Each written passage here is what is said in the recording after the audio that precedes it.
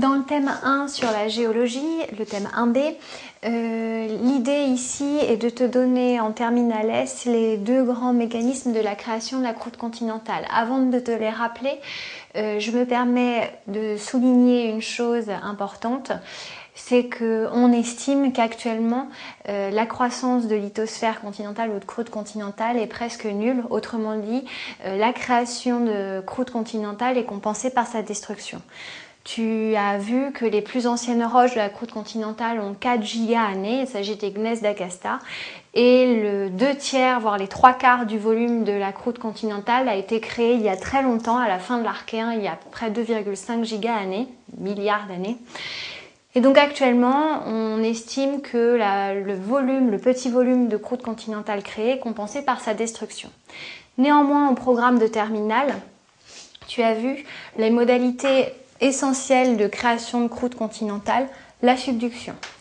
Dans le cas de la subduction, tu as vu que le passage de la lithosphère océanique induit un métamorphisme surtout type moyenne pression et haute pression qui libère de l'eau, qui va venir hydrater ce petit coin de manteau, abaisser la température de fusion de la péridotite ou déformer le solidus si tu veux, et ainsi créer une fusion partielle de la péridotite mantélique qui va me donner un magma qui va cristalliser lentement en profondeur donnant de la diorite, mais également rapidement en surface donnant de l'andésite. Donc andésite et diorite sont les roches caractéristiques de la croûte continentale formées au niveau des zones de subduction par fusion partielle du manteau.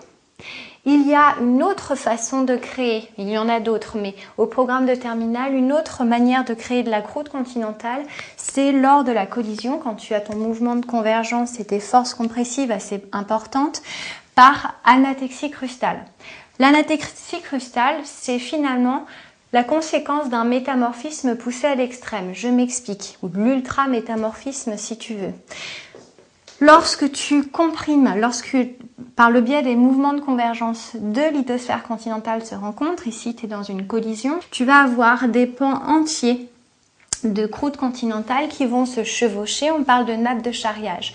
Cette croûte continentale est chaude, elle va venir réchauffer le morceau qui est en dessous, un peu comme un effet de fer à repasser, induire une augmentation de température, aussi une augmentation de pression, mais surtout une augmentation de température.